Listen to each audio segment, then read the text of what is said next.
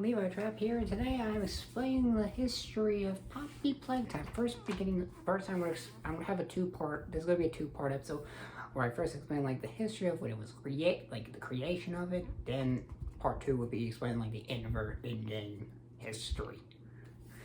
Okay, Poppy Playtime Chapter 1 released October of 2021. Huh, interesting.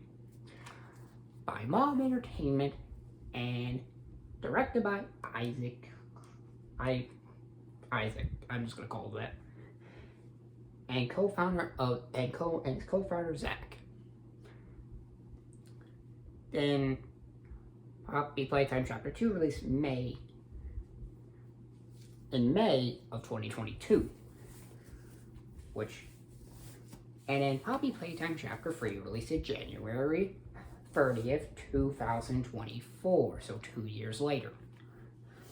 Then Poppy Playtime Chapter 3 releases January 30th, 2024. Then Poppy Playtime Chapter 4 released January 30th as well, but in the year following the release of Chapter 3. Then Chapter 5 releases February 18th, 2026. And the history of the Poppy Playtime universe from its creation by those two and Mob Entertainment all the way to modern day have gone very popular, especially with some other communities and like FNAF fans who also enjoy the series as well. I'm one of them. I'm a FNAF fan who likes the series, most with the villains and how it tells the story. It was kind of childish nearby at the beginning, but then once they revealed the out joy, you guess where it went. Yeah, what it actually is. But yes, they did not go from just jump scares to just staying jump scares. They went to jump scares, then a lot more terrifying things. Well, not that terrifying, just more jump scares, but more detailed jump scares. Interesting, right? And yes, I am using a script. First time using a script or a video. I know. Because it's a part series, so what do you expect from me? Anyways, that's basically all I want to explain, but I'm gonna say what my thoughts are when I first seen these chapters. Chapter 1, when I first saw it, when Poppy Playtime first started, I was like, ooh, interesting, terrifying toys. Similar to how FNAF uses restaurants and how Bendy uses cartoons. Then when Chapter 2 releases, I was like, they now have mini games with puzzle solvings added onto the puzzle solvings. Well, that's good. Okay then. And then when Chapter 3, I actually remember when Chapter 3 came out, when I first saw the villain and Film Theory doing the theory, I didn't begin to do it. I didn't make it short, which I explained who was the prototype, but I was wrong. We literally were introduced who was the prototype in literally the same chapter. Anyways, when Chapter 4 released, I was like, oh my god. Now they're doing it more scary.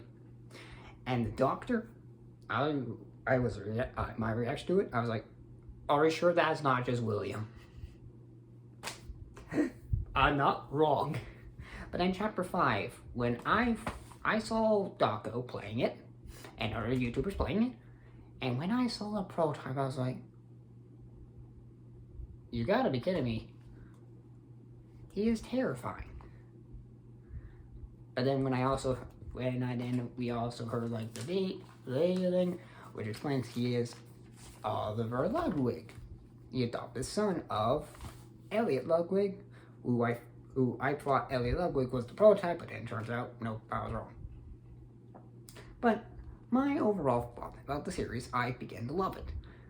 It then became my second favorite of what its genre is.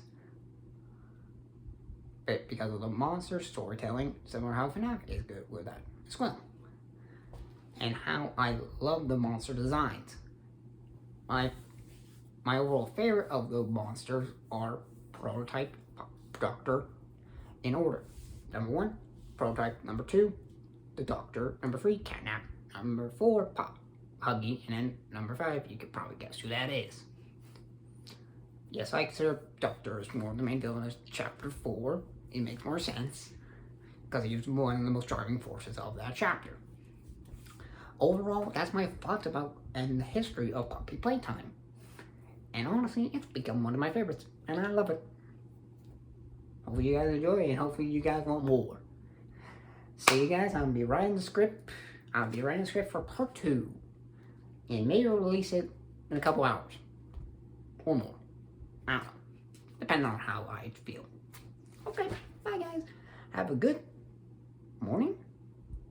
By the time I'm recording this, yeah, morning.